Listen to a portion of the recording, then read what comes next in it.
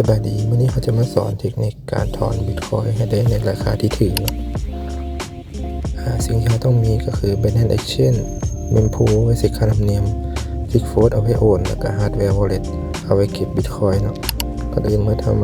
มาเสียค่าธรรมเนียมกันก่อนวันนี้ค่าธรรมเนียมกระถึงเนาะอยู่ที่1 เซตหา2 เซตแล้วก็บล็อกก็ว่างแล้วก็อาจจะบดใช้เวลาบดนไปได้ในการโอนครั้งทำมาเริ่มที่Binanceเนาะอันนี้หลังจากที่ว่าเราซื้อ USDT มาแล้วเราก็โอนมาที่ Spot จากนั้นเรากดที่ Market กดจำสุดกด Buy เนาะ Buy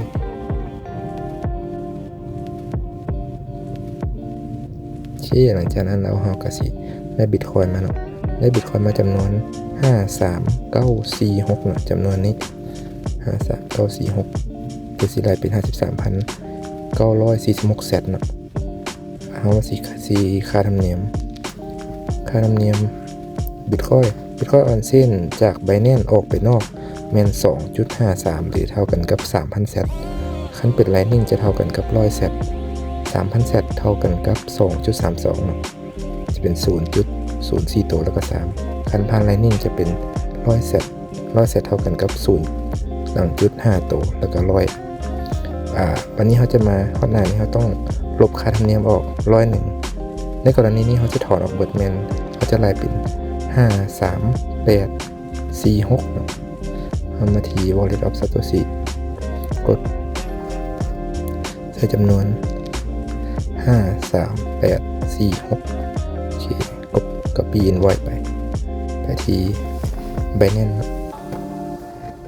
ก็ที่เส้นก็ที่ออนเซนแล้วก็พาดอินโวอยซ์เข้าใส่เลยกดบอนวางแล้วก็กดวิดดอกดถอนออกมาเลยแล้วก็จำนวนนี้เขาจะเป็น53946เพราะว่ามันจะบวก100 เซตเป็นค่าธรรมเนียมโอเคเรากดถอนเลยกดยืนยันสแกนลายนิ้วมือสแกนหน้า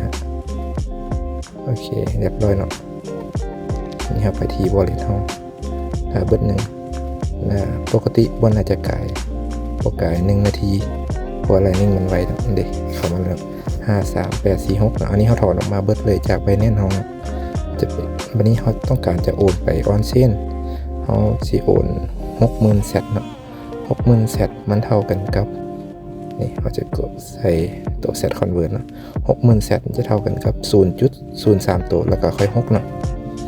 จากนั้นเราไปที่ฟิกโฟดพอฟิกโฟดมันจะไล่เลขหลังจุดนำเอามาที่ตัวนี้เนาะไปที่ ff.io เนาะไปที่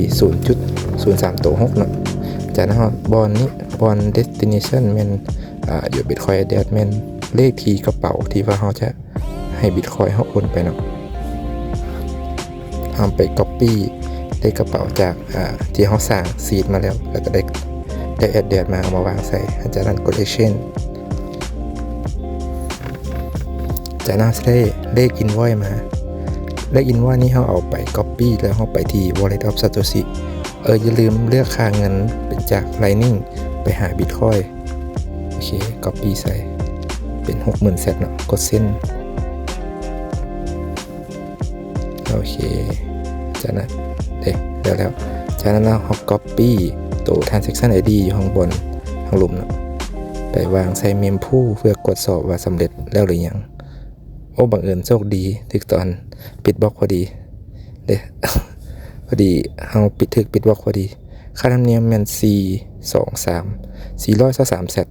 ประมาณ 0.36 ดอลลาร์บวกกับอีก100 เซตที่เราออกจาก Binance